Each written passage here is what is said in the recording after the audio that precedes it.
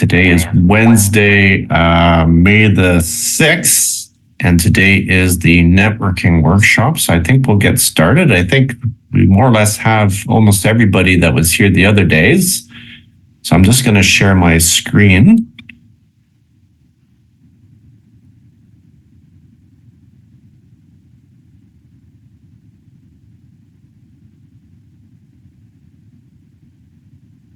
Does everybody see the very first slide that says networking, effective ways to tap into the hidden job market? Yes? Okay, good. Excellent. Yeah. Excellent. So on today's workshop schedule, I'm going to be talking about understanding the Canadian job market from the employer's perspective, how to tap into the hidden job market, how to prepare for what we call these information interviews that we've been talking about, how to make and maintain your contacts, and then we will have the halftime question break where I'll take all your questions, whether it be by messaging or by voice. And then we will, after the question break, I'll dive into a little bit about how to introduce yourself in a personalized, professional, effective manner. And then I will dive a little bit into the use of social media, particularly that of LinkedIn, to make professional connections. And then we will be done for today. We'll have our last questions with regards to the presentation, and that'll be day 3. So let's get started. Taking care of business. Well, I think David is going to probably do that tomorrow. So I'll let David do that slide tomorrow. So let's begin. So, excuse me, I still have a bit of a cold, but I feel a bit better than I did on day 1. So bear with me. So what is networking? Well, if I had to come up with an informal definition of what networking is, I would describe it as this. Networking is the process of developing contacts and relationships in order to exchange information and ideas among people who have a common profession or common interests. And networking can be used to widen your circle of acquaintances to find out about job opportunities and also increase awareness of news and trends within your fields. So that's what networking is in terms of your job search. But networking can also be used for other things. Like if you're an entrepreneur, business owners may use networking to develop relationships with people or companies that they might want to do business with in the future. Or it could be for just social reasons why you want to network. So networking is not something that we use purely for our job search. And lastly, I would argue that networking is a really great way, a great system for referrals for job search information, because networking is a two-way street. Okay, so what do I mean by a two-way street? So say, for example, if a client asked me if I knew any contacts within their field, and I gave them, 1 or 2 contacts, who's to say that maybe in a month or 2, I might get back to the client and I might ask them if they might have any contacts that might be of interest for me. So it works both ways. We both benefit from shared information, and that's what the idea of networking comes in. The idea is that you're sharing information among yourselves so you can both benefit from that sharing of information.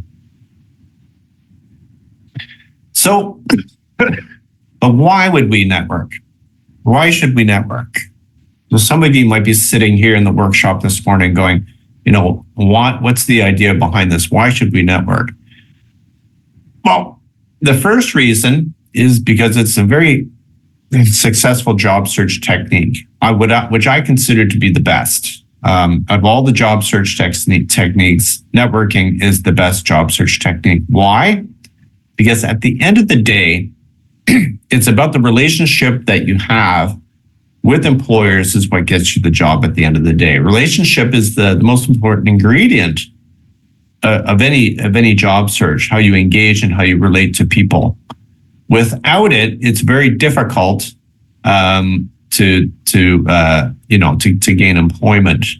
Eventually, you have to engage with people and you have to relate to people in order to be employed. So whether it be at the interview or before the interview, it's something that you have to do in order to be employable. And another reason why you'd want to network is also because it helps you tap into what we call the hidden job market, because 80 to 85% of jobs are never advertised. Okay, so 80 to 85% of jobs are never advertised, so they're hidden. So, which this also means is that only 15 to 20% of jobs are actually posted on the internet. So what you're seeing on the internet only represents 15 to 20% of the real opportunities that are out there. So why is that? Why is that the majority of the opportunities are never posted? So this is where the challenge comes in today. I want everybody at today's workshop to look at your job search in a very different way, a different set of lenses, as you might say. I want you to start looking at your job search now from the employer's perspective. How do Canadian employers like to hire? Okay, and if you can understand how Canadian employers like to hire, then you will understand where the hidden opportunities will be. So this graph here, which is a very famous graphic that I pulled out of Richard Ball's very famous "What Color Is Your Parachute?" A very famous job search book, which I consider to be one of the best text ever written on how to search for work. So what Richard actually says in his book is that the majority, the employers, the number one way that employers like to hire is from inside the company. Okay, meaning if an employer has a position that needs to be filled, they rather have it filled internally. So they will circulate it internally first to see if anybody's interested. And this way, it makes it easier for them to recruit somebody and move somebody up into that position. Why do employers do this? Well, the reason why employers do this is just simply because they want to get the most from their investments. Okay, so if they hire you for the very first time and they train you, they're investing in you, they're putting money into you to train you, to bring you up to speed. So they want to retain you. So the longer that you stay with the employer, the more they're going to get from their investment. Excuse me. Now, the second way that employers like to hire is through information interviews. Okay, so an information interview is an opportunity to meet with an employer, to ask them questions about their needs, and to understand, where the company is going for the short term and the long term. This is the second way that employers like to hire. Now, I'm going to go into a lot more detail in about 3 slides as to how to do an information interview. So I'm certainly going to come back to this point.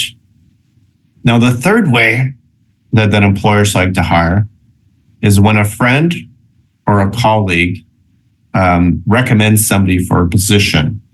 So I can't count how many times that an employer has come to me and said, do you know anybody that might be a good fit for this position, for our team?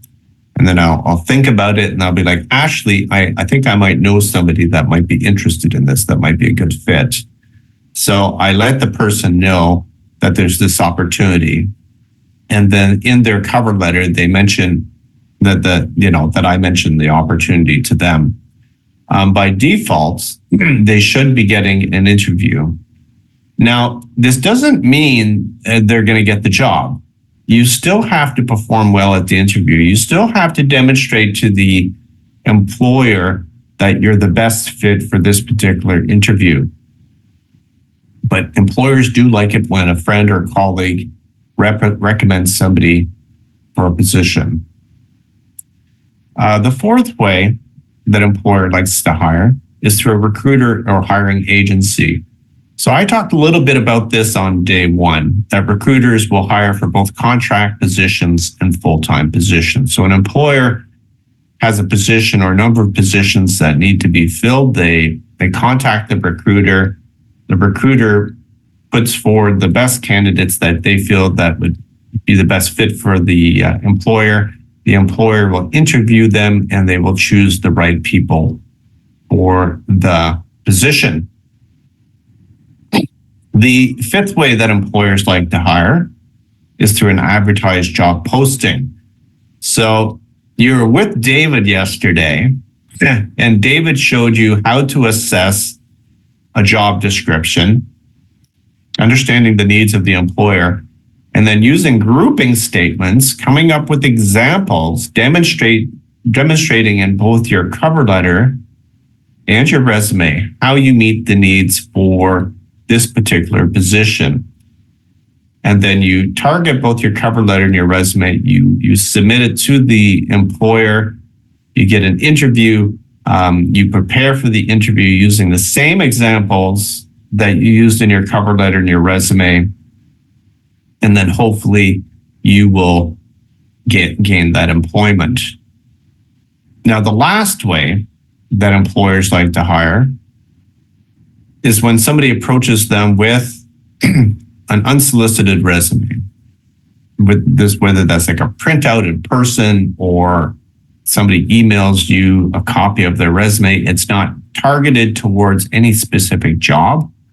But hopefully the sender is thinking that the resume can speak for itself. Not to say that this doesn't work. I don't consider this to be the most effective way, but it is certainly a way that people have been getting jobs in the past. I've seen it, at shopping malls where people go from store to store handing out their client service resumes or sending their resumes to employers. This does work, but in my opinion, I don't think it's the most effective way. Now, the interesting thing about this graph is that most job seekers tend to come from the other direction. Most job seekers tend to be in the 10 to 15% of advertised job posting and using resume. The top here represents that 80 to 85% of the opportunities out, the networking part. So through the recruiters or people information interviews. Well, obviously from inside the company is the best place to be, but you have to sort of get there first. But what are the best ways to job search in Canada? People ask me this, and I say, well, there is no best way. All of these techniques actually do work to find employment opportunities. But if you're only limiting yourself to the 15, 20%, you're just sending your cover letters and your resumes, then you're missing out on the bulk of the opportunities. So my suggestion is to mix up your job search and include these networking things here on the top, and then you'll start seeing more results as well. Now, if we continue networking from the employer's perspective, advertising a position that needs to be filled quickly usually involves the cost of advertising.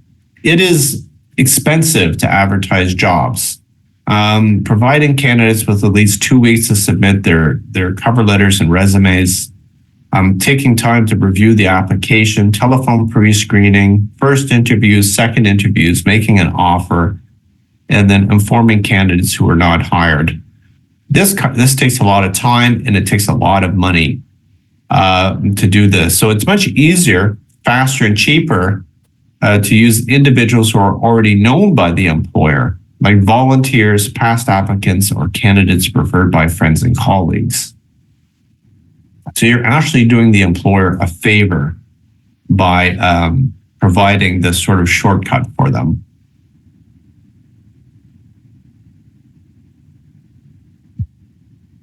So how do you tap into what we call the hidden job market? Well, there's a couple things that I would suggest doing. First of all, list all your existing contacts. So whether you've been here in Canada for less than 2 weeks, or you've been here for 2 months, 2 years, or 15 years, it doesn't make a difference. List all of your existing contacts. Anybody can be a networking contact. And then your second step, make a list of all preferred employers that you would like to work for here in Ottawa. So on your action plan that I sent on day one, and I hope everybody received it, one of the things that we're asking for is to list all of the employers of interest. Now, once you have all these employers of interest, ask your existing contacts if they know anybody that works for any of the companies or employers that you're interested in. Now, Ottawa is a very small city, so we tend to know quite a few people in various sectors. So, but as my dad would say, if you don't ask, you don't get. So the one thing you have to do is sort of step out of what we call your safety zone, and don't be afraid to ask people, to get people to recommend people they know. Because these are the recommendations that this is how you're going to connect with people. And then sort of set a goal for yourself. Okay, I want to meet at least 3 new people each month. And this can be through, functions or meetings or information interviews. Maybe you want to try volunteering. Excuse me. Volunteering is a great way of connecting with people. Volunteering is a really good way also to see if you're transitioning into a different field. Volunteering is a really great way to test the waters. So Volunteer Ottawa is probably the organization that I highly recommend for finding volunteer opportunities here in Ottawa. No matter what you do in terms of engagement, you have to engage people around you. You have to sort of get out there and start talking with different people. Maybe attend some events. There's a lot of events that come up here in Ottawa. There's a lot of job fairs that are coming up here in the springtime and also in the fall. There's other social events that also happen in Ottawa that you can also attend as well to meet people. So you can look at Eventbrite or Meetup to see if there's any events that might be of interest for you. And also try to make warmer cold calls to gain information interviews. So what's the difference between a cold call and a warm call? Well, cold call, you don't have the name of the person that you're contacting, so it's harder to get through. But a warm call is when you have their name and they're probably expecting your call. And the reason why you're calling is because you want to have an information interview. Now, an information interview, again, is a meeting with an employer or people working your area of interest. It is in the form of question and answer to find out about a particular job and to gather expert career advice. So when you get this opportunity to meet with an employer, you have to sort of have a reflection and sort of say, okay, I'm given 5 to 10 minutes to talk to an employer. This is a real opportunity here. What information do I want to receive from that employer? What information do I want to be walking out with? So you want to sort of look at their website and gather all the information that you do understand of the employer. And then ask yourself, what is it that I don't know? And what is the information I want to be walking out with?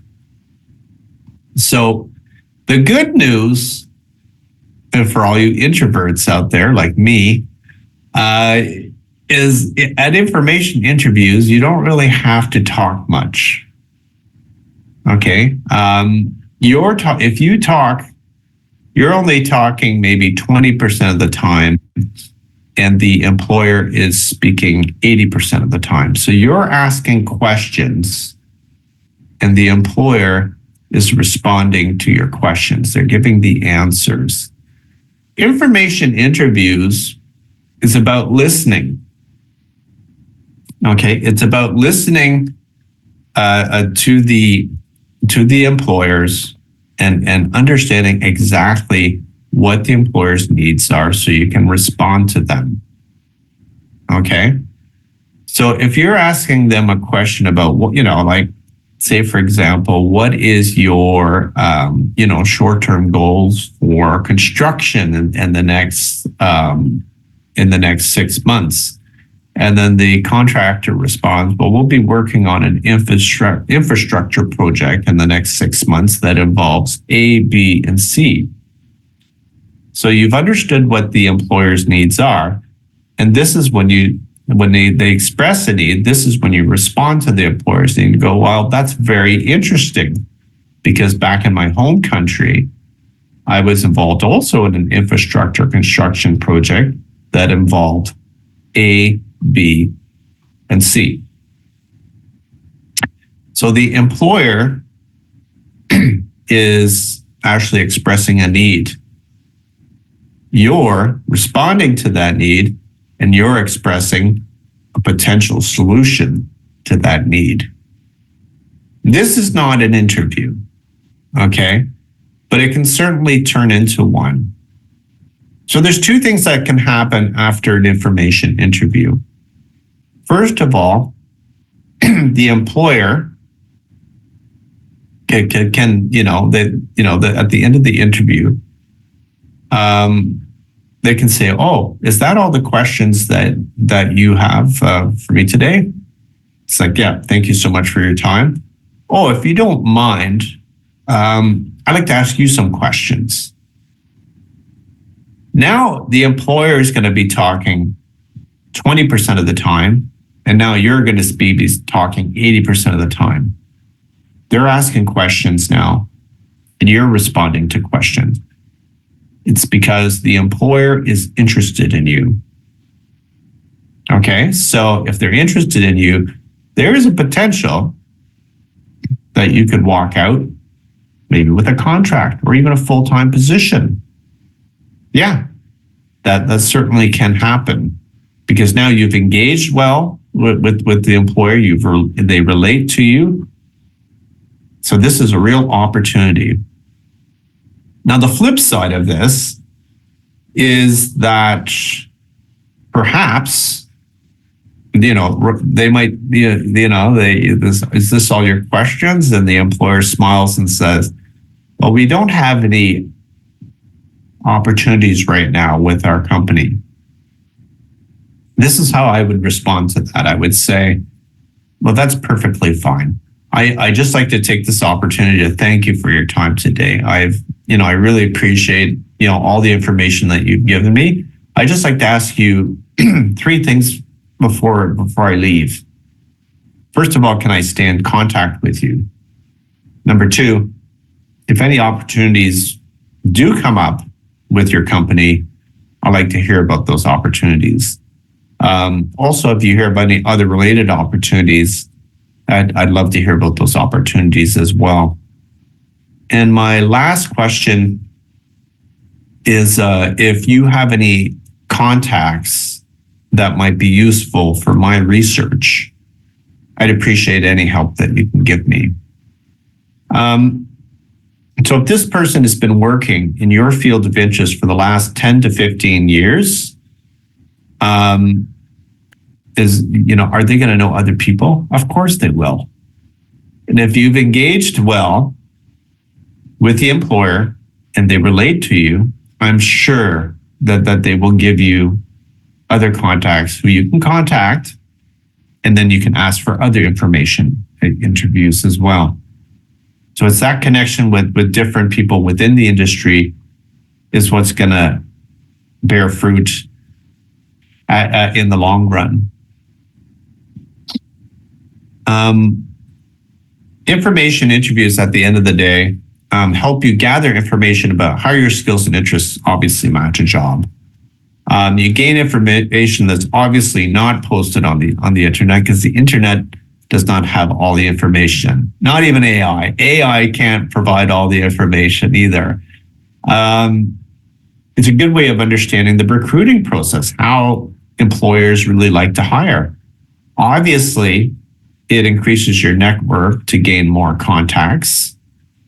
And it's a great way to learn more about the jobs available in your industry as well. And lastly, I think that information interviews is a really good tool to use to also determine the transferability of your skills. So if you're not 100% sure what you want to be doing next in your career, if you're at the crossroads, and you're thinking about going maybe in a completely different line of work, information interviews is a really good way to understand the work that you're trying to transition in, is actually talking to the people that actually do the work. The average Canadian will transition at least, on average, 3 to 4 times in their career. So this is normal. But each time you transition from one career path to the other, you're always bringing skill sets into each path, your transferable skills. But before you make the decision to do the transition, maybe it's a good idea to talk to the people that actually do the work that you're considering. Maintaining your network, keeping track of all your useful contacts, and following up on all of your job leads. So I have 2 stories concerning this today. These are true. These are real stories. So once upon a time, we used to give these workshops in person. This was before COVID. When COVID came, obviously we couldn't do the full workshop with like over 30 people in one room, because that would be slightly dangerous. So we went to, like everybody else in the world, we went to, the Zoom platform, the Teams platforms. But what we saw though, is that we could actually have more people in the workshop using the online platforms than in person. So we sort of stuck with this. So because that way we reach more clients, per annual for the workshops than ever before. But there's a couple things that I do miss from doing the workshop in person. And the one thing that I do miss is that after the first question break, we would pause for coffee. I'm a big coffee drinker, and I would make coffee or tea for all the clients and have cookies or whatever. And this was an opportunity to get to know the clients in person. And one of these occasions, I had a client come up to me and she asked me, do you know of any administrative opportunities that are coming up? And I said, well, funny that you asked me that, because I just received an email this morning from somebody I know looking for an administrative assistant. I'll give you her contact. Contact her right away and let me know if you need to be prepared for that interview. I never ever heard back from that client ever again. A couple of weeks later, I went to an event and my contact is there, the one hiring for the administrative position. And so I was talking with her and then I asked her about it. I said, oh, did you receive a phone call from one of my clients? And she goes, yeah, I did. I received the phone call just last week. And I'm like, just last week? Yeah, she called and she said, yeah, I got your contact from, Mr. DeYoung. And she goes, I'm interested in the administrative position. And I said, sorry, that position was filled 3 weeks ago. Can anybody tell me what went wrong here? Is it obvious what went wrong? Can anybody tell me? Anybody can tell me what went wrong in this situation? Maybe she didn't do the follow-up immediately. Immediately, thank you. Excellent, yes. So when you get a job lead, I'm saying I have somebody that I know that's hiring for administrative assistant. Contact her right away. Contact her right away. I don't know what happened to the client. If she went to Cuba all inclusive for a couple of weeks and then came back. I don't know. But that was a hot job lead. She probably would have gotten an interview because I recommended her for that position. But no, she didn't get it. So when somebody gives you a lead, make sure you follow up right away. Here's my second story. So another coffee break. And this time I'm talking with a client and she's saying, oh, I did a lot of policy research back in my home country. And I'm looking to do the same here in Canada. Do you have any contacts in that area?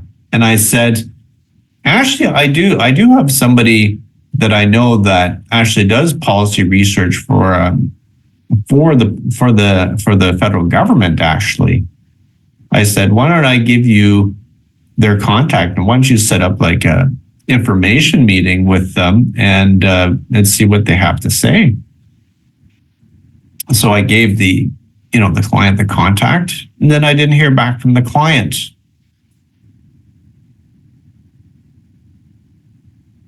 About over a year later, I usually, have lunch at work and then I go for a walk. That's what I like to do at lunch is I go for a walk outside. I think I was walking somewhere near maybe Slater or Laurier, somewhere in the public service area. And then lo and behold, there's the client walking down the street. She comes up to me and she goes, oh my God, Jack, how are you? I'm like, good. My God, it's been a long time. She's wearing one of these plastic public service tags around her neck. And she goes, oh, I'm working in that building over there. And I'm like, oh, that building over there. You don't say. She goes, yeah. She goes, oh, do you remember that contact that you gave me after the workshop?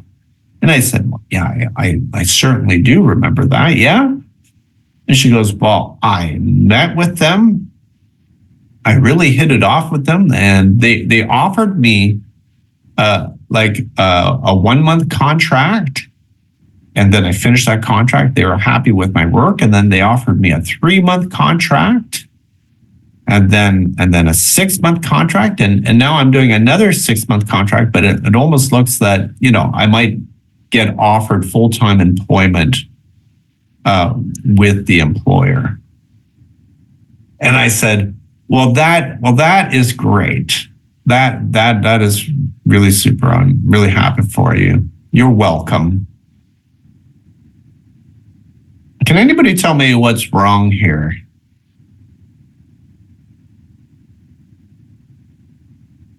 What is wrong with this situation?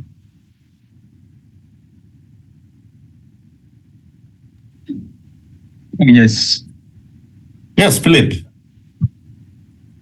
In this situation, she should have, I would say, at least get back to you and let you know, give you some feedback, just at least to appreciate your help, because Okay. just to be thankful.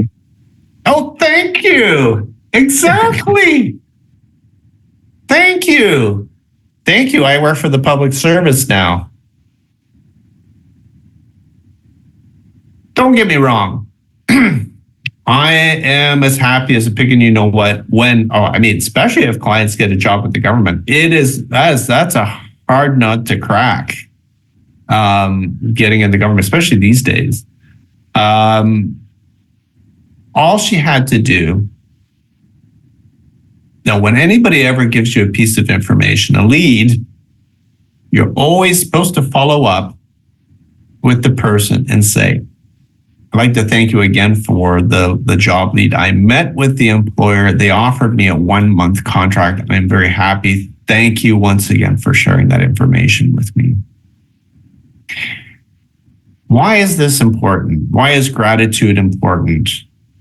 Because I know of a lot of people where similar situations has happened to them as well. And then when somebody else approaches them and then asks them, do you have any contacts in my field and, policy research? And then they might be like, no, I don't have any, sorry. Maybe people don't want to share information anymore because of what happened before. So it's maintaining those relationships with people. It's if you want to maintain relationships with people, you have to follow up with people and you have to express gratitude as well, because that's part of relationships, right? Because if you're not doing that well, then your networking piece will fall apart. So make sure that you always follow up with people. Great. Well, I'm at the halfway point. I'm just going to stop the share. I can just let these 2 people in. One person is an iPhone, so I'm just going to see who this iPhone is.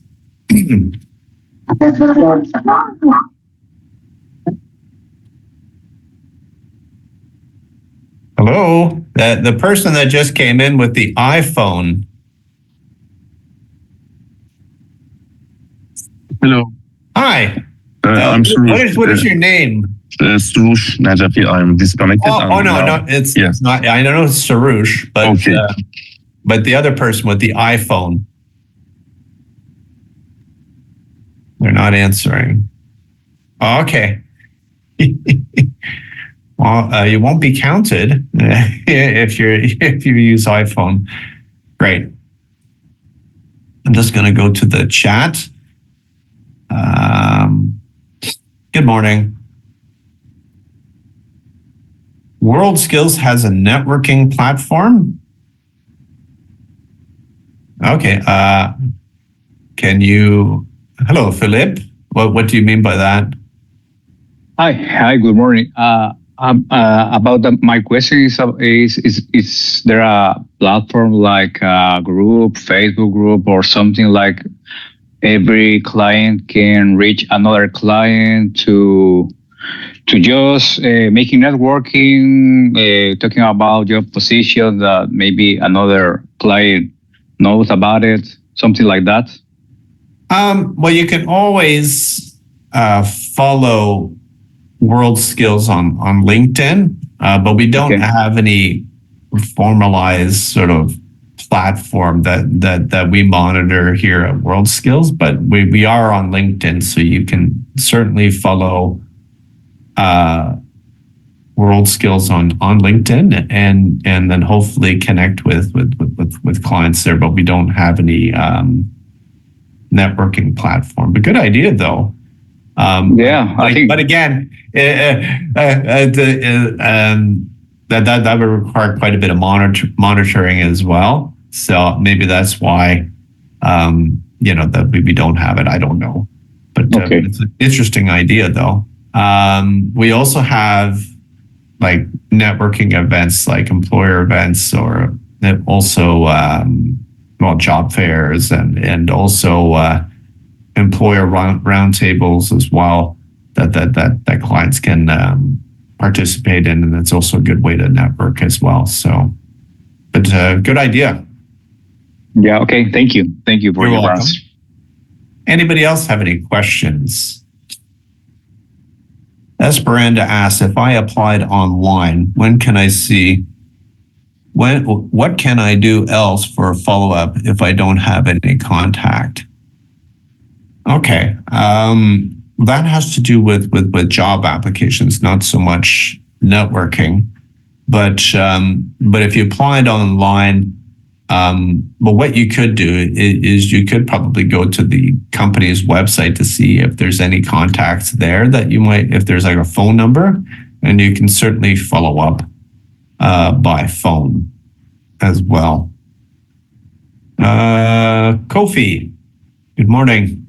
Good morning, sir. Thank you very much. I would like, if possible, you can share with us some techniques or tips to secure some information interview, because a formal interview is after you have been selected for, after you have applied for the job or for interview, information interview. How can I secure one? Should I go to LinkedIn, find a recruiter and cold call, or what exactly?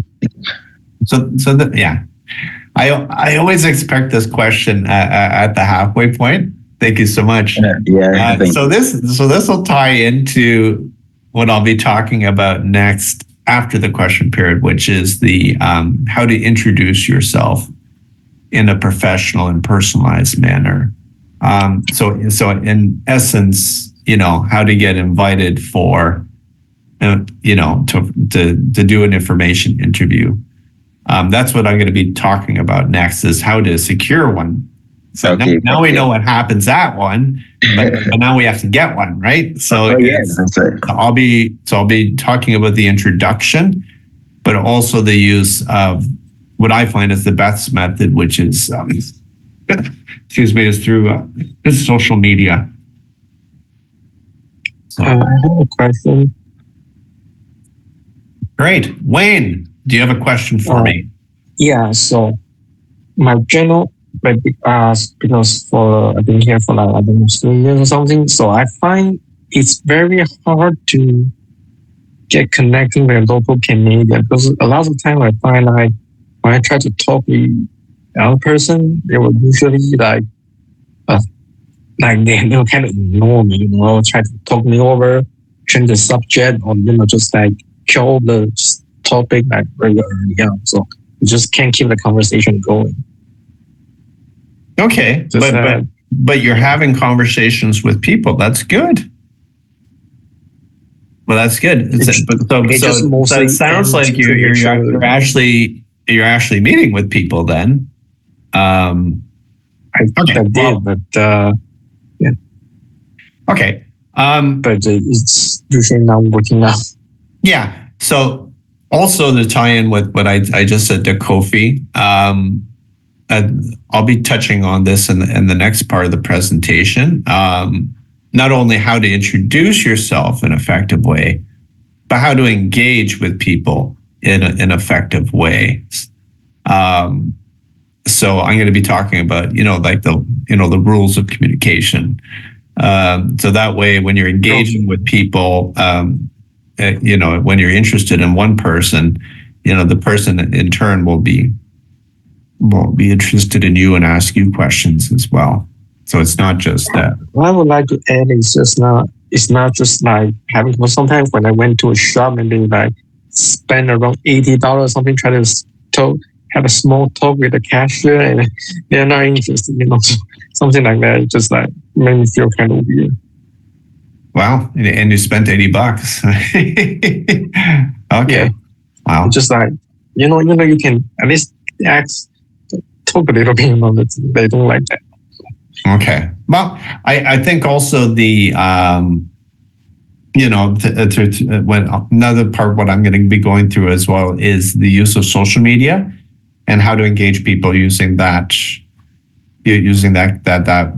communication method as well, because sometimes it's easier to break the ice using social media first before you actually, physically meet person to person with people as well. So I will be touching on that.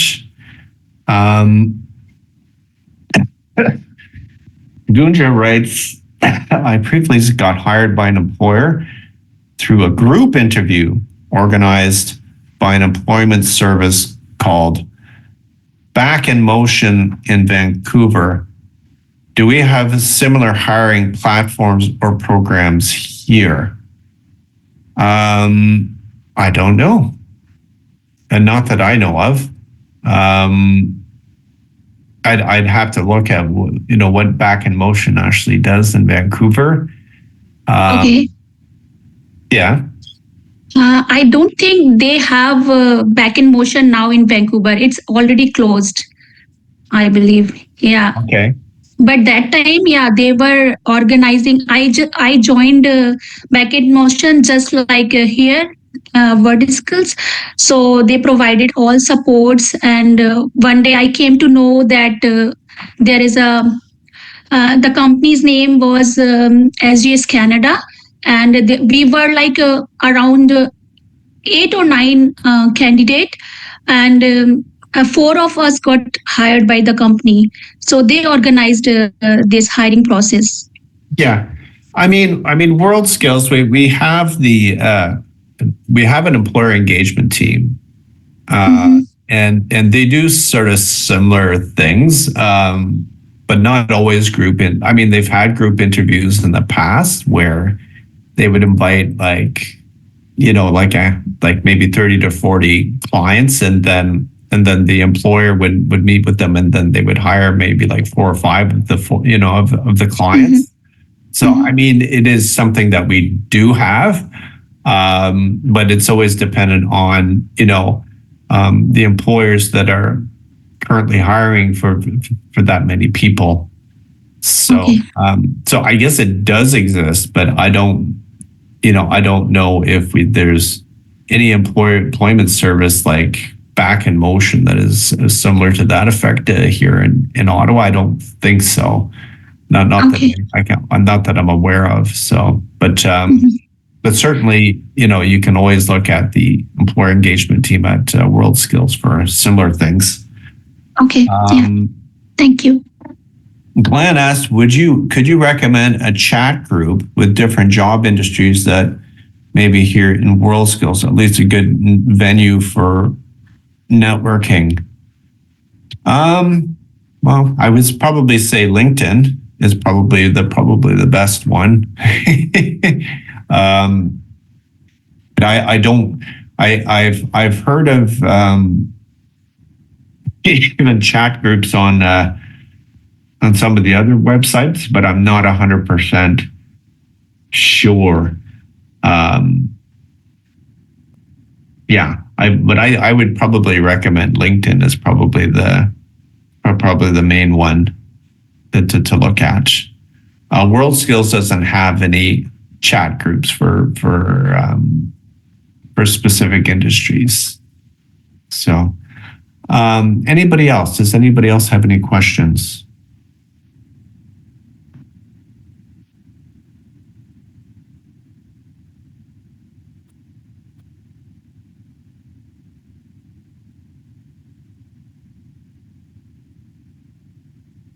Going once. Going twice. Okay, great. So I'm just going to go back to the presentation.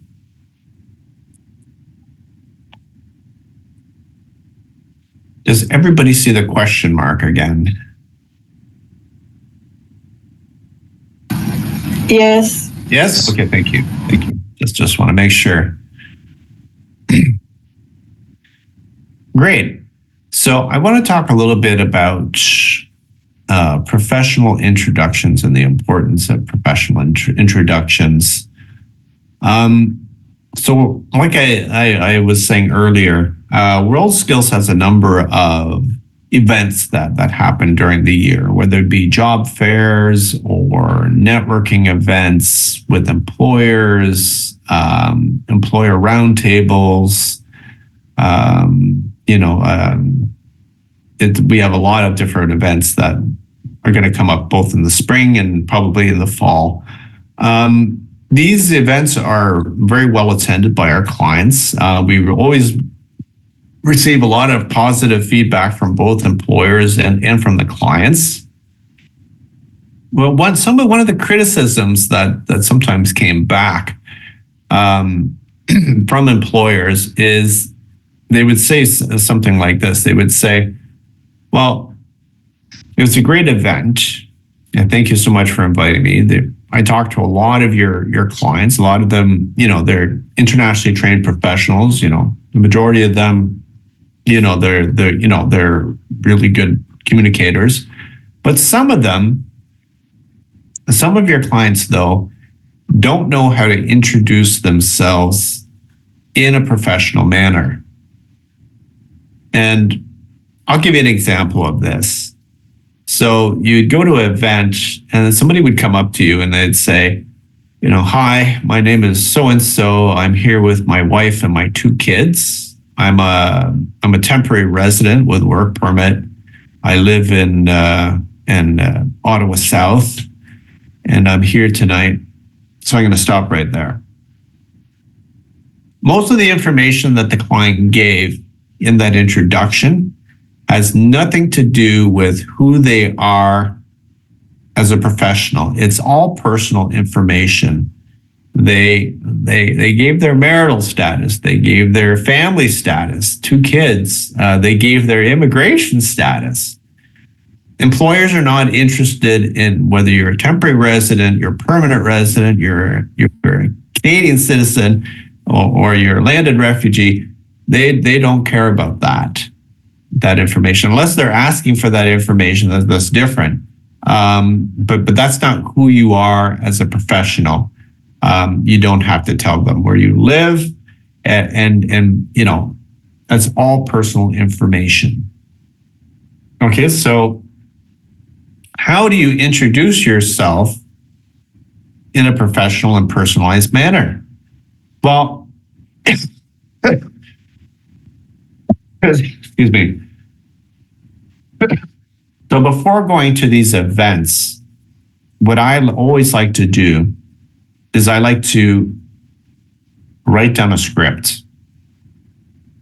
Now, a script is what I call is something how you can introduce yourself to relate information and engage with people from myself back to the person back to me. Okay? So before going, I would write a little script that's similar to this one. So I could say, hello, my name is George.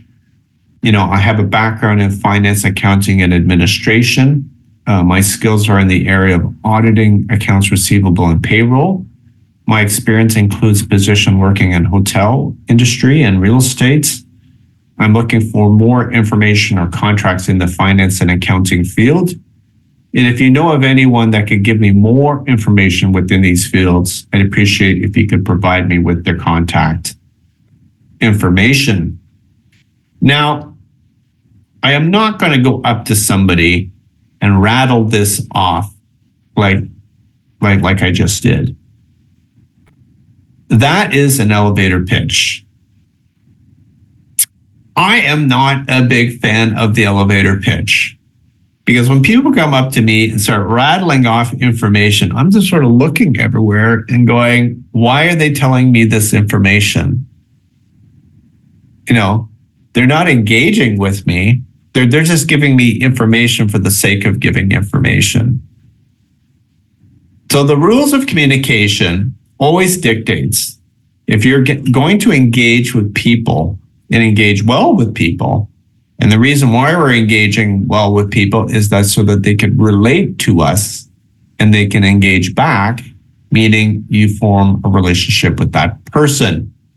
So the rules of engagement always states that you always start with the person that you're talking to. So if I go up to somebody at an event, I'm going to go up to them and I'm going to introduce myself. Hi, my name's Jack. Very nice to meet you. Oh, hi. My name is George. Oh, hi, George. So what brings you to the event today? And then George will go, oh, I'm interested in, meeting with employers in the finance and accounting administration. How about yourself? Well, I'm interested in the more community-based work. More towards employment as well. So that's my main interest. So what are your main skills? Oh, well, my main skills are in auditing, accounts receivable, and payroll. How about yourself? Well, more group facilitation and one-on-one counseling and things like that. So we're actually engaging. We're actually having a conversation. When you engage and you start with the person first, you're understanding who your audience is first. This is very important because sometimes I would go to events back in the day and I would be interested in 3 different types of people. So I'd be interested in people that work in the community-based sector that I'm working in now. I might be also interested in people working in the IT sector and also in a little bit of marketing as well, business marketing. So I was interested in 3 things, but the scripts that I use or develop for talking for these 3 different audience people, first thing I have to do is I have to determine who am I talking to first. So what if I speak to somebody and they say, well, I'm a chemical engineer. I'm like, oh, that's no interest for me. I'm not going to say, nice to meet you, have yourself a good night. I'll still engage with them because there is still the possibility that they might know other people within my field. We don't just stick to one. Our friends are not just all from one sector. At least I hope not. So they might know other people as well. But it's determining who you're talking to first, engage with them, and they engage back. And that's how people will relate to you. Now, I want to hold on to this idea of introductions, and I want to now sort of tie that in with the next part of my presentation, which is social media. What I'm going to be talking about today is LinkedIn. Okay. Now, I'm under the assumption that if we have over 30 people here today, I'm under the assumption that probably the majority of you are already on LinkedIn. Now, for those who might not be on LinkedIn, you'll still be able to follow exactly what I'm suggesting here for social media. And maybe perhaps afterwards, maybe you'll be interested in actually opening a LinkedIn account. Who knows? What I'm not going to be doing in this presentation, I'm not going to be showing you how to create a LinkedIn account.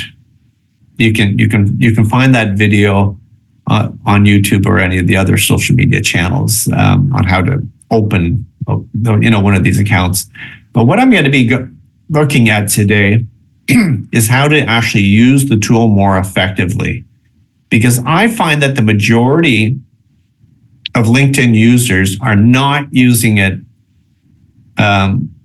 correctly, and they're not using it to its full capacity, because it's a very, very powerful tool to connect with other people within your field.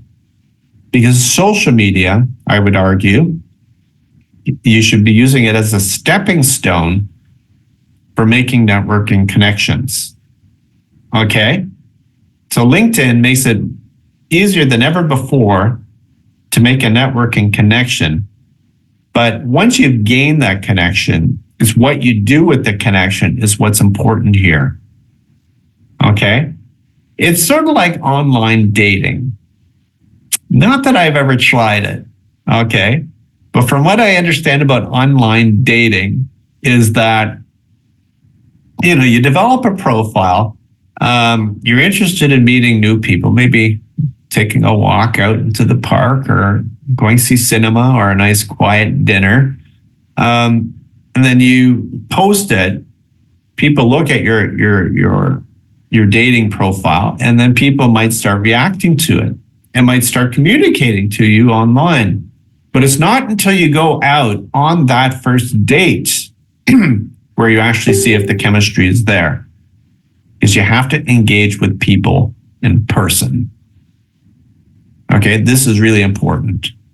I find that relationships are better for real in person than they are online. Okay, and the same thing goes for LinkedIn as well. Now, the first thing that I want to talk about concerning LinkedIn is these little people who you may know pop-ups that come up. So I've created 4 famous Canadians here, both alive and past.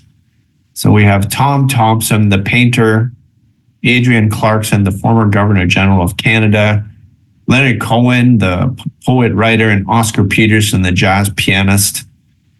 So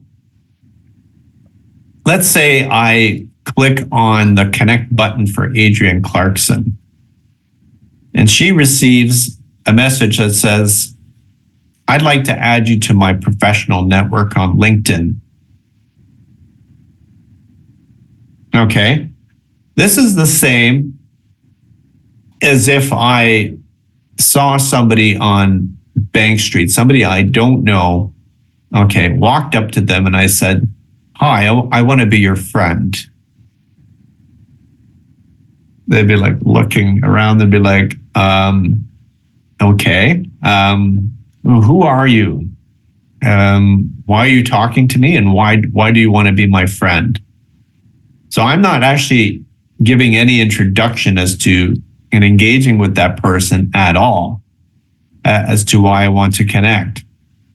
But now, when I click on connect, a little box comes up.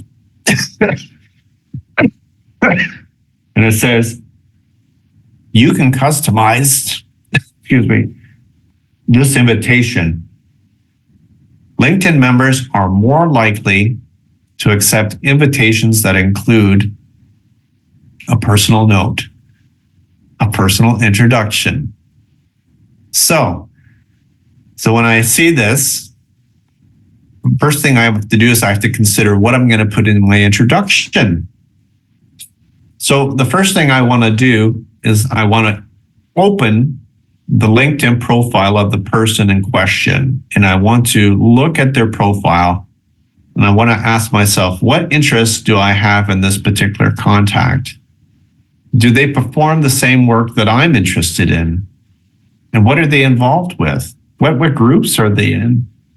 And I want to view their work history progression. I want to see where they went to school. I want to see where they got hired first. Where did they have that first day at the office? And where they are now. So how do they get from point A to point B to point C to point D and so on and so forth? And then I'm going to start writing a letter, an introduction. I'm going to use an appropriate greeting like hello, hi John, dear John, something that makes them feel like I'm addressing the note to them.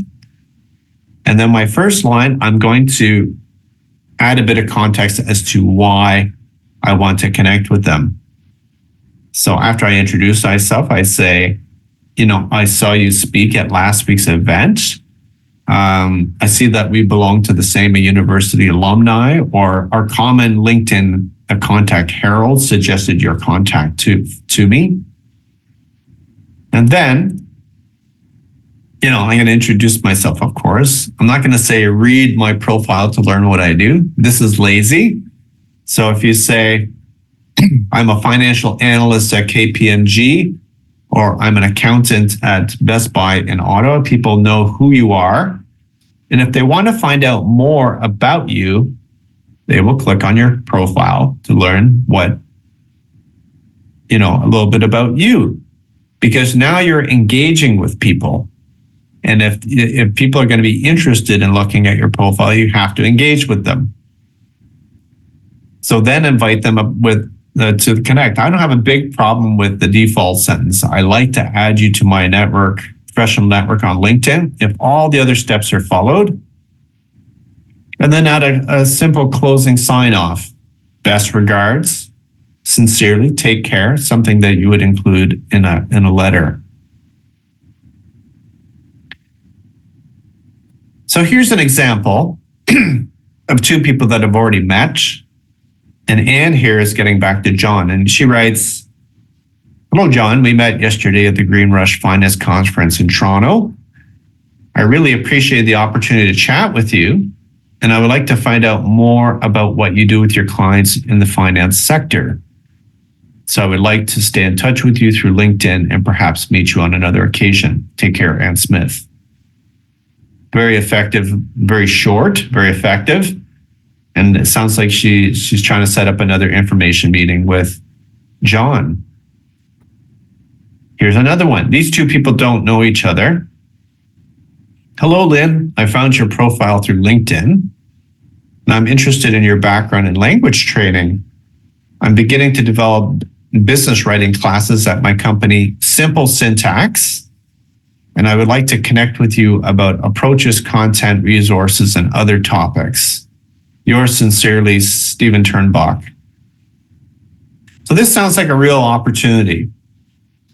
But if I was Lynn, I would do two things. First of all, I would Google Simple Syntax. Is this a legitimate company?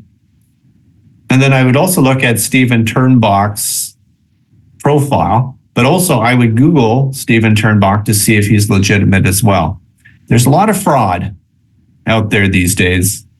So you have to sort of dig a little bit deeper to see if whoever's contacting you, if it's a legitimate contact. Okay, so just be careful of that. Okay, so this next example I have is an example of getting introduced through a second level contact. Now, a second level contact in LinkedIn is when you connect with somebody. So if you connected with me on LinkedIn, then all of my contacts will automatically become your second level contacts. So you can look through all my all my contacts and then have me introduce you to somebody. So this is what Ted here is asking of Deborah. Ted wants to be introduced to Jane through Deborah. So he writes, hi, Deborah, how are you? I noticed that you're connected with Jane Stone, a Toronto life coach. As you know, I specialize in web design for life coaches, and I would like to forward Jane some information on my services. Would you be willing to introduce us? Your help on this is greatly appreciated. Best regards, Ted Orbison. So this is the easiest way for Ted to get connected with Jane, is for Deborah to forward his profile. Okay? And then once he's connected with Jane, then he can introduce some of his, his services for her. Okay? So that's the easiest. This is the most effective way I find of getting introduced to people, the easy way. Now, when you're exploring profiles on LinkedIn, you obviously want to review the professional's work history, education in your field. You want to understand the career path of these individuals. And you want to take note of the employers that have hired these professionals in the past, because everybody has a first day at the office. So when you're looking at internationally trained professionals like yourself that have immigrated here to Canada 5 or 10 years before you, where did they have their first day in Ottawa at the office? And if you see a company that's hired them, then check to see if there's any other current opportunities with these companies and organizations. Because my argument is that if this company or organization recognizes internationally trained professionals before, there's a greater likelihood that they're going to recognize internationally trained professionals again. Okay? When you're also exploring profiles, you want to look at the groups and interests they follow and adding all the information that you find concerning these individuals on a follow-up list. And then start writing effective introductions to gain these connections. Now, once you start writing, communicating through LinkedIn, another thing that you want to consider is the public perception of your profile. What is the very first thing that people look at when they look at your profile? Well, they look at the picture. So these are 5 pictures that were on LinkedIn a long time ago. And one thing that they have in common is that they're either unprofessional or confusing. So we have the red-faced lady, horrible photo. We have the gentleman with the teddy bear. It's like a Facebook a picture. He's not a teddy bear designer. We have these 2 sharply dressed gentlemen, but we don't know who is who. We have the guy in the sports car driving along the canal, very into himself. And then, of course, we have Bruce Lee here. But we all know that can't be Bruce Lee because, Bruce Lee hasn't been with us for many years, unfortunately. So it can't be Bruce Lee. So why would they put Bruce Lee as their profile photo? So the very first thing when you're developing a profile or you're trying to improve on it is you have to ask yourself is how do readers actually perceive your profile? Who do you want to attract to your LinkedIn profile? In other words, who is your target audience? So if you're an architect, then obviously your audience is people that work in architecture or builders or whatnot. So once you understand who your target audience is, ask yourself, is your main objective for using LinkedIn, is it apparent and clear to the reader?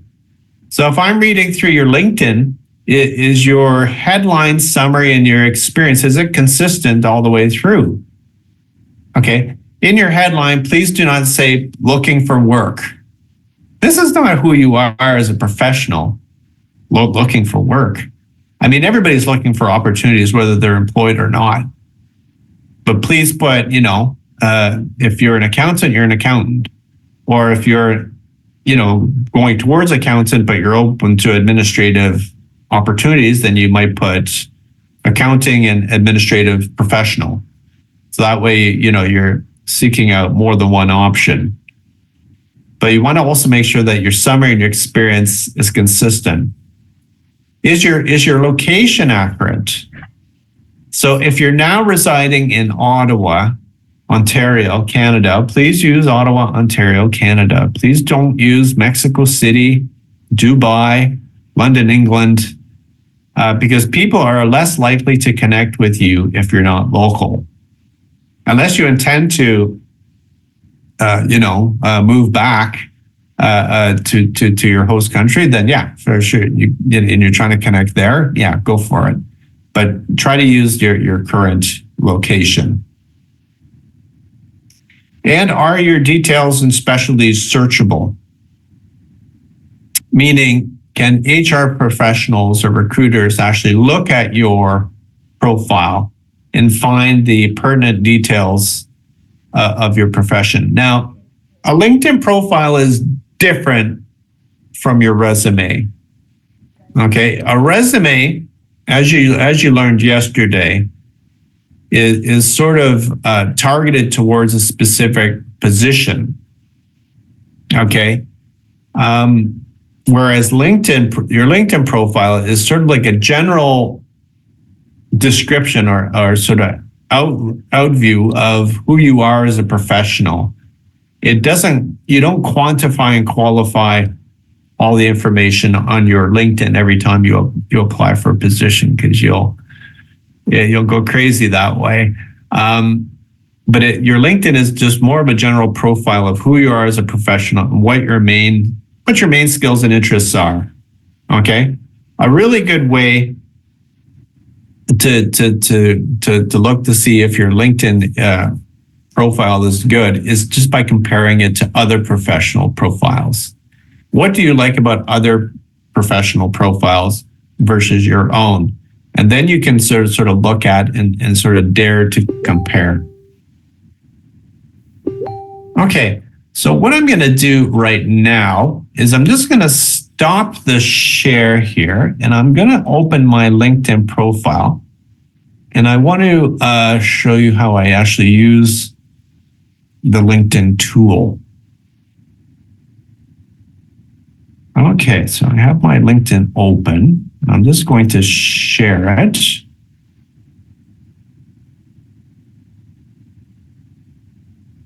Does everybody see the LinkedIn page? Yes. Yes? Yes. Okay, great. Excellent.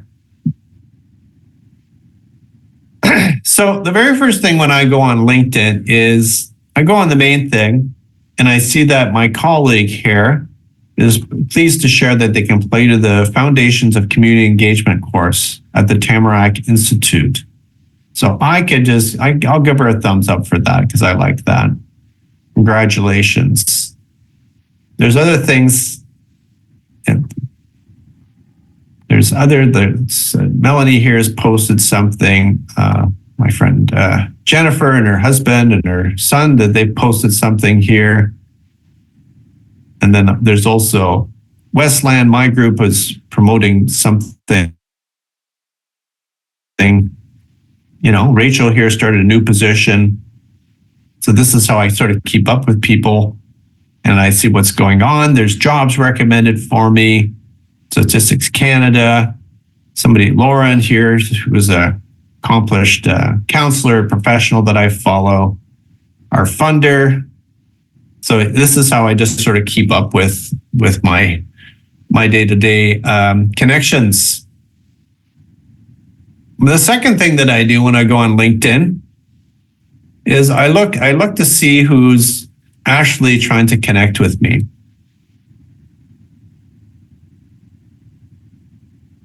So, Yeah, that's me. oh, Wayne. Good photo. Yeah. Good photo. Thank you. What do all of these people have in common?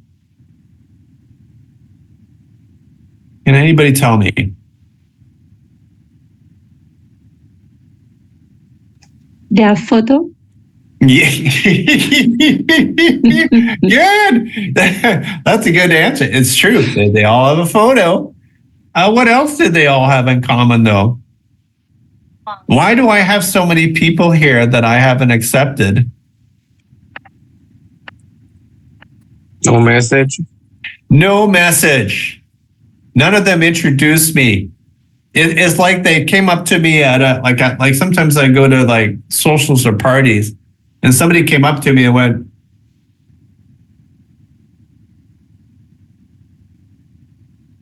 and I'm like, you can't talk. Why are you doing that? Like, are you trying to introduce yourself to me, or like who are you? You have to give me a reason to connect. If you don't give me a reason to connect, I won't connect with you. Okay, I don't know who the majority of these people are. Maybe they're clients of mine. I'd have to look at. Oh well, I'm not going to put you on the spot there, Wayne. There you go, Wayne.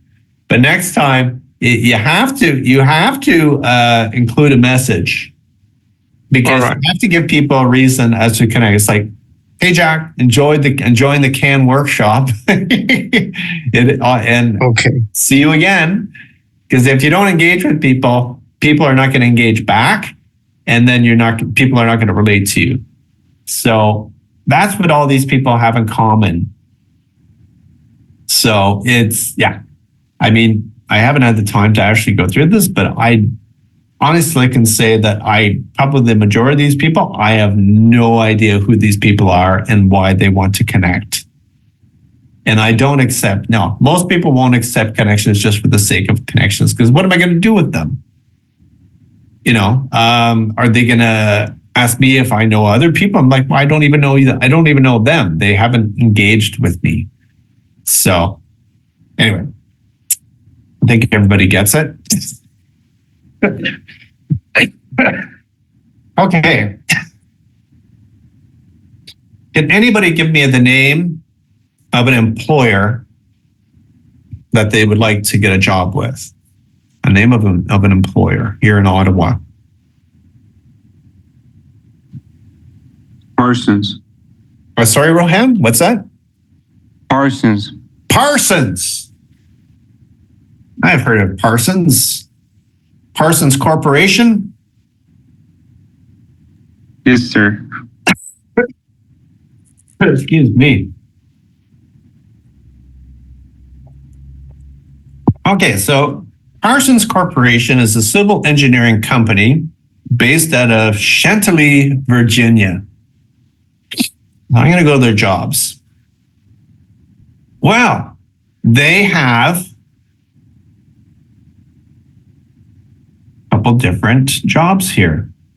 Something that was posted 9 months ago, 1 month ago, and here we go. Let's do the one that's 15 hours ago. So I'm going to click on this.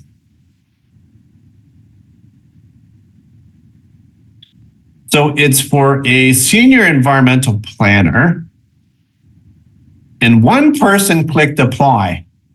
So I can be number 2. This is a good sign. Okay, so this means that if I apply for the senior environmental planner position, I know that my job application will be looked at, because I'll be number 2. I'm not number 1, but I'm number 2. So that definitely will be looked at, because sometimes when you see how many people applied, sometimes it's, your number 363 people applied, and you can be number 364. There's a good chance that maybe your application might not even be looked at. But let's go look at this. People I can reach out to. So it's about the position. Now, sometimes on the top here, you will have the name and the person that is in charge of the job description. If you see this, ask them a question. Send them a message on LinkedIn and ask them a question about the position. Why are you doing this? Because this way, when they look at the jobs, all the people that have applied for the position, they will remember your name. You introduced yourself in a professional manner. You asked a very smart question, and they're going to remember you. So whether they like it or not, you've engaged with them, you develop some form of relationship with the hiring person. Very important. Okay, but in this instant, they don't have somebody here. So I'm going to go through the job and I will learn more about what the job entails. And then I will decide as to whether I'm going to apply for this job. So maybe I don't qualify for a senior environmental planner. It's not my position. What about the people at Parsons? Well, apparently there's a number of people that work at Parsons. It's a big company. Wow. What about my first connections? So I have the first person here is Selvaraj Ramzami, Deputy Commercial Manager. And he's current Deputy Commercial Manager, Senior Project Business Manager at Parsons Corporation. Okay. And then I have, oh yes, Penjing. She's civil engineer and she was a past associate she was working at Parsons. And then I have Bashar, who was civil engineer at Parsons, was a civil engineer at Parsons. And also A.M. Tibby, who was also a past projects director. So I'm just going to go with this gentleman here. Very professional photo. But let's go back. I want to see where this guy started. So he has a Bachelor of Engineering, Civil Engineering, College of Engineering in Guindy. And then he went to Annamalai University. Excuse my pronunciation. There might be some people laughing right now. So he's very well educated. And then where did he get his first start? It was back in Oman as a quantity surveyor. And then he was an assistant manager at Larson back in India. And then he worked in Dubai at Palma Holding. Wow. So this guy is well traveled for 4 years. And then he moved to Vancouver. Okay, so in 2021, he got his first job in Canada at TransLink as a contract manager. So I might click on TransLink. So this company, this transportation authority, recognizes internationally trained professionals because they hired him. So I can look to see if there's any jobs. And there's 49 job openings right now. So I might follow this employer if that might be of interest for me. When I go back, what did he do afterwards? And then he became, in May 2022, he became a senior contracts manager. But this was only after a year of work in Canada. He got this contract manager position at Parsons. And then he became the deputy commercial manager, senior project business manager at Parsons in Edmonton. And he's been there now. He's been in that position for 5 months, but he's been with the Parsons Corporation for 4 years. So he is doing extremely well. Extremely well. Okay. Now, these are all people that are, past clients of mine that are my first connection. What about second connections?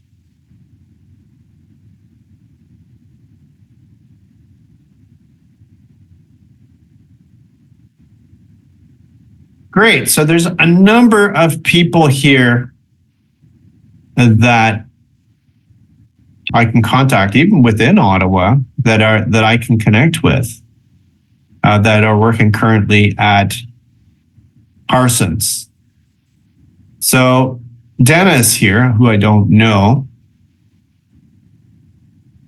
very good photo, professional. He's a structural engineer at Parsons Corporation. So I'm going to check him out. He's been there for 8 years. And before, he did an internship with the city of Ottawa. And he did his bachelor's of engineering back in 2017 at Carleton. And he got his first start with the city of Ottawa. And then when he graduated, he became a structural engineer intern in structural engineering. He's been with the company ever since. Yeah, so they hire graduates from Carleton University. So how can I connect with this gentleman? Well, I can get my former client Puya, who's a senior tunnel construction inspector, to introduce me to him. So if I send a message to Puya, I'm sure that he would be able to connect me with Dennis. And that's my easiest way to get in contact with Dennis. Can anybody give me the name of a job title to look at? A job title. Sure. Admin assistant. Administrative assistant. Oops, administrative.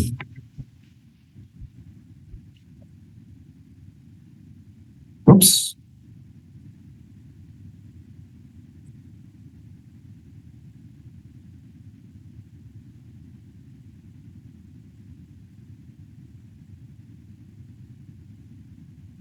Okay, so what are we looking at? Well, I would look at the jobs. How many administrative assistant jobs are there right now?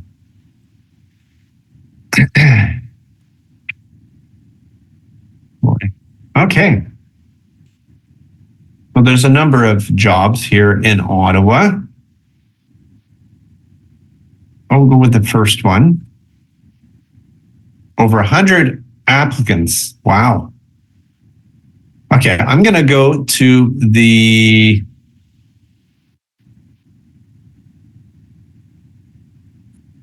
past 24 hours.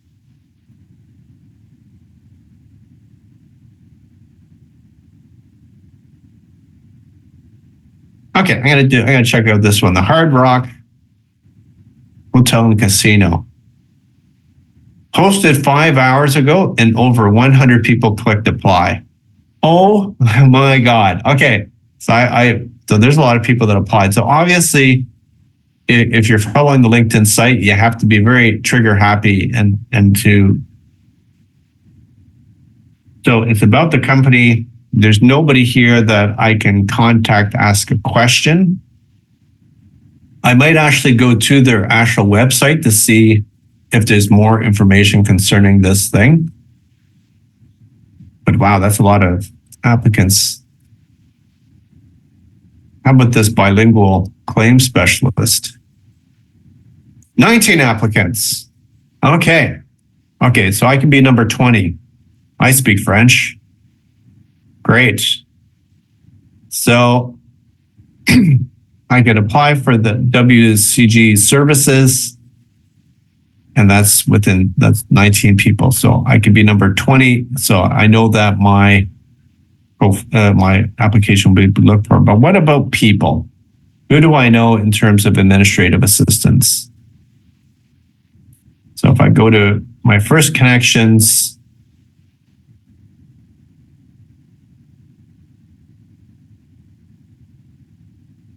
there's a number of people.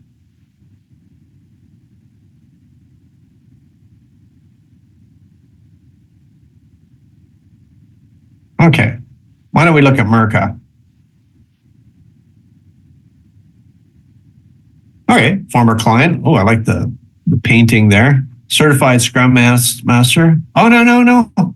She's not administrative assistant. What's going on? She's working as administrative assistant? No. Oh, why did she come up? Sorry. How about Rasha?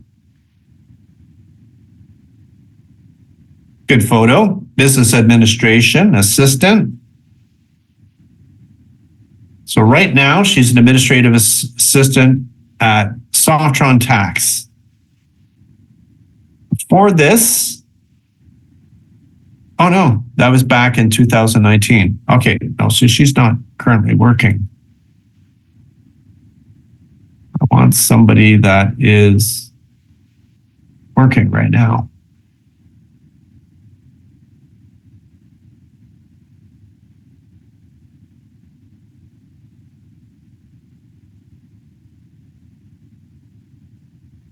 Suzanne Kai.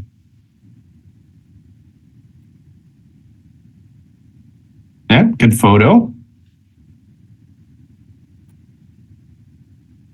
Okay, well, she's not an assistant. She's a pharmacy assistant. So I don't know why that's, oh, okay. She was an administrative assistant. Okay. So this individual here to Telfer School of Management, University of Ottawa. And they were working in France as an administrative assistant.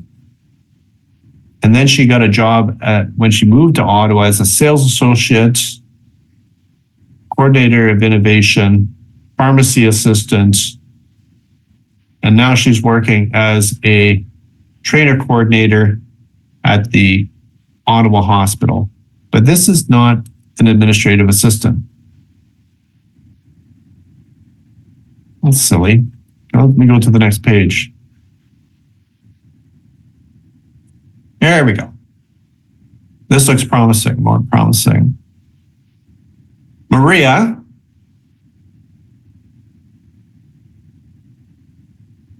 But she doesn't say, okay, doesn't say when she's working. With this, Maria. Junior executives, Manal.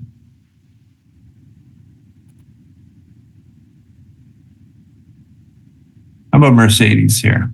Reina. Good photo. Immigration administrative assistant. Okay. She's not, okay, not a good example either.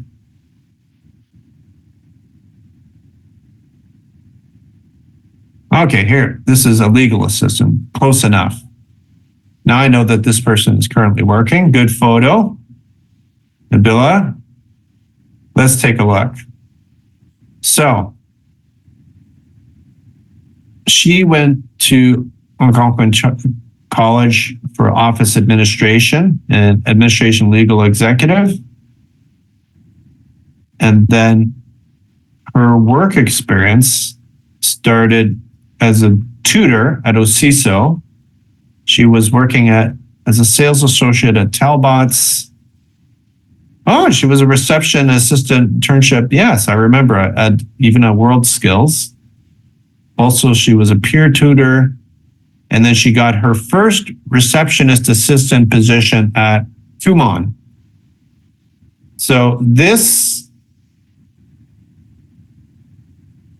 employer here hired her out of college. So I can see if there's no jobs right now, but I might be interested in Kumon. I could certainly follow them.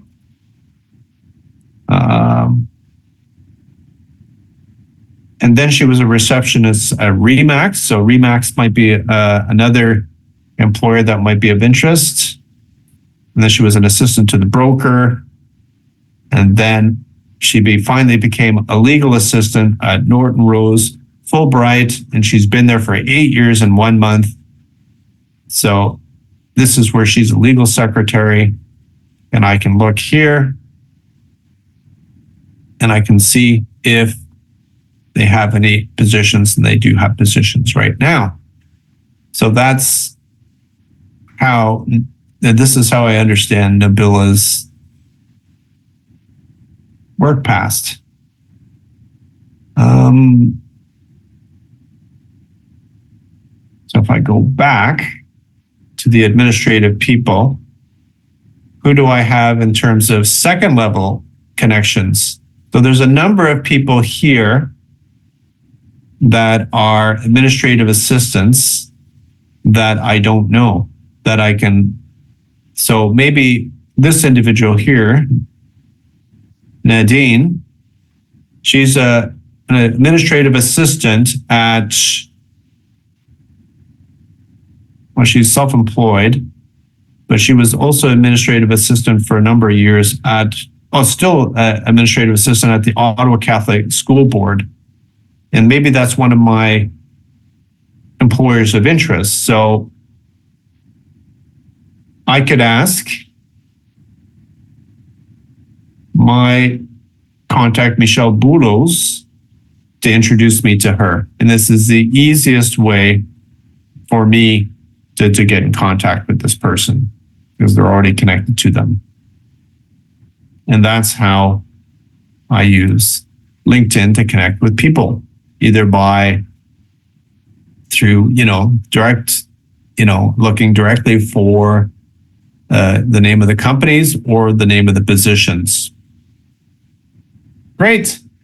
So this is my presentation for today. So we have I have times for some questions. I have 5 new messages, so I'll just go to this first. Okay, Ottawa Catholic School Board. Glenn asks, are you sending us the PDF file on your presentation? Thanks.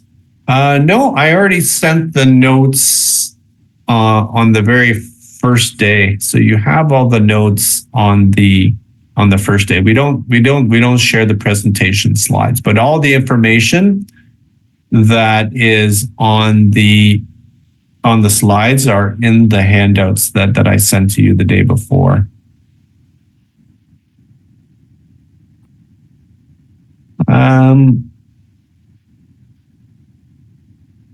Roham asks, what if you are applying for other provinces in Canada, since most of the companies try to avoid relocation? Is it okay to just simply write Canada? Yeah, I guess so. I guess you can. I mean, but I wouldn't agree with that. Not all companies are avoiding relocation, but if you're the best candidate for the position, then they certainly would want you, probably. So, well, you're welcome, Esperanza. Does anybody else have any questions before we end today's presentation?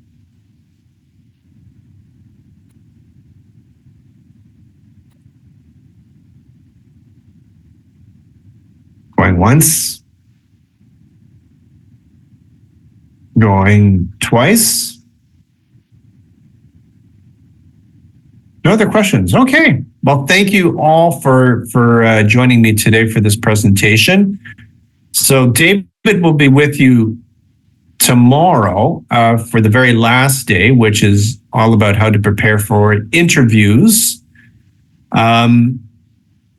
Following the workshop tomorrow, you should be receiving probably an email from my colleague Ines, and it's basically just a very quick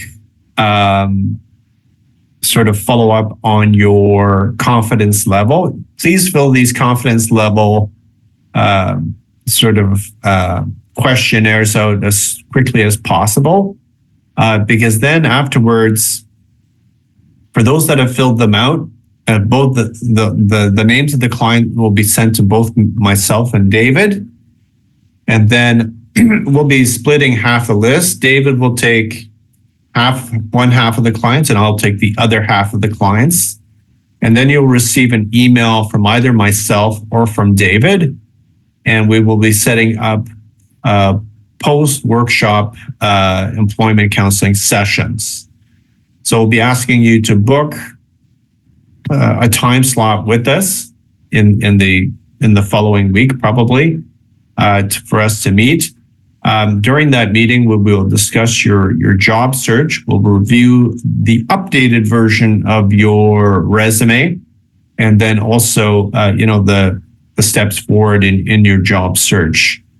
So I will be talking to at least some of you, I guess, in the coming week or coming weeks, in upcoming appointments. So I look forward to that. And if there's not anything else today, then I wish everybody a really great day, and you will be with David tomorrow. Thank you. Thank you. Thank you, Jack. Thank you, everyone. Have a good day. Thank you. Thank you. Have a great day. Take care of yourselves.